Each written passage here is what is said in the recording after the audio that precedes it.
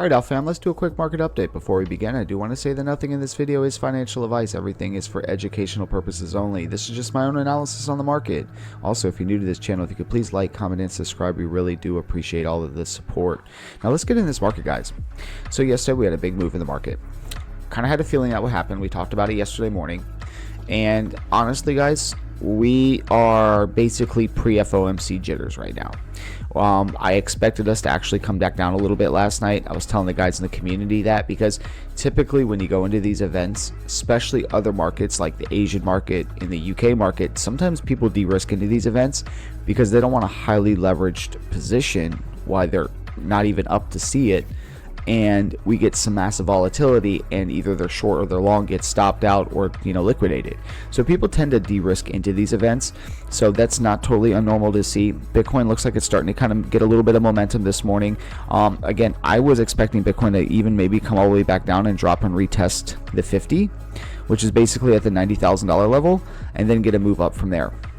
So we got a couple of scenarios today that's on the cards for Jerome Powell. First is, we'll come over here and look. We're pretty much guaranteed a 25 basis point cut today. All right. To me, that's what was getting priced into the market yesterday, was that 25 basis point cut. I don't think a 25 if Jerome Powell comes out 25 basis point very neutral, I don't think we get a move in the market. I think we just kind of chop sideways or potentially even a dump. If Jerome Powell comes out with a 25 basis point cut, is dovish and talks maybe about a little bit of quantitative easing, we're gonna moon.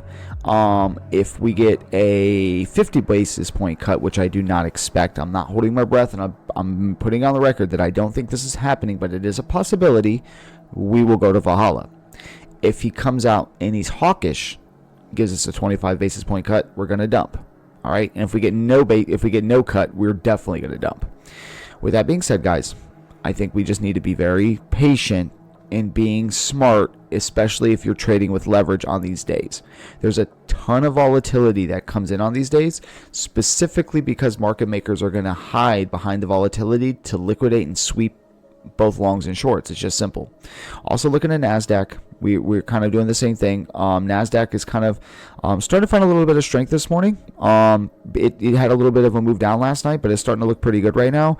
We're back above, even on the 5 minute above the 50.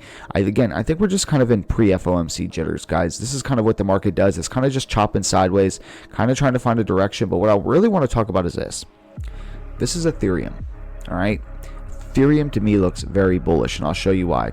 It's above the 50 on the daily, all right, which looks really good, breaking out of this descending wedge pattern that it's been basically in since back in August. You got 1, 2, 3, 4, basically 5 months of in this pattern. Then even on top of this, you have this.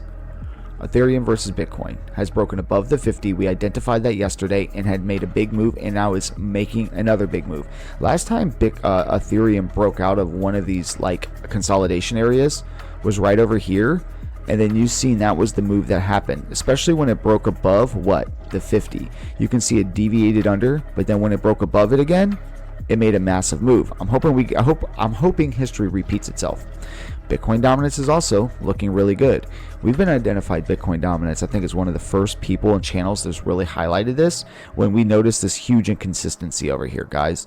This was just not the behavior of a bear market. And then we have we basically have done 2 bearish retests on the 50, moving down. Weekly looks really good. Even again, TradFi markets look really good. Like, these are decent looking, up and to the right trend continuation patterns. All right.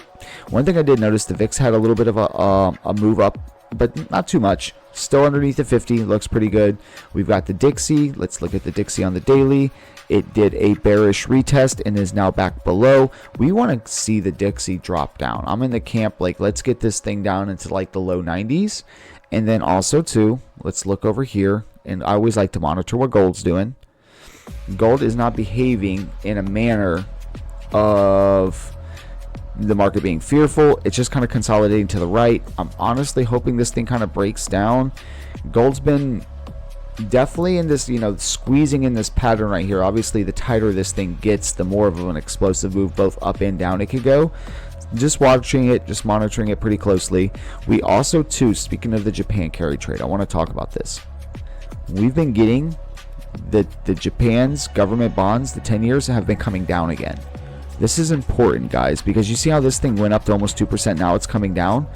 This is behavior. When it comes down, this is giving me the confidence that Japan's not going to raise interest rates, and that some of this information is getting leaked out, and this is the reason why people are getting out of bonds and, you know, basically reallocating those funds to something else.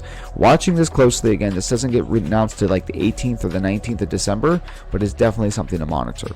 All right, guys, with that being said, today is, you know, pre-FOMC, waiting to see what happens. I don't like to make predetermined or premature calls with the FOMCs, because I've been in both scenarios where I've come in and think, okay, we're going to be super dovish up how we're getting rate cuts, and then he not do it, and then he does the exact opposite. So I try to play these events very, very carefully. Obviously, inside of the community, we're going to be live streaming these events. If this is something that you guys are interested in, is like getting inside of a community where you can like live stream events, understand the macro, get coaching, get mentorship, be able to, you know, build connections with people in the industry, connections with other entrepreneurs. If you're looking for a group, and not just like any group, but like a group of people that are really working together to outperform, click the link below. We'll see you inside.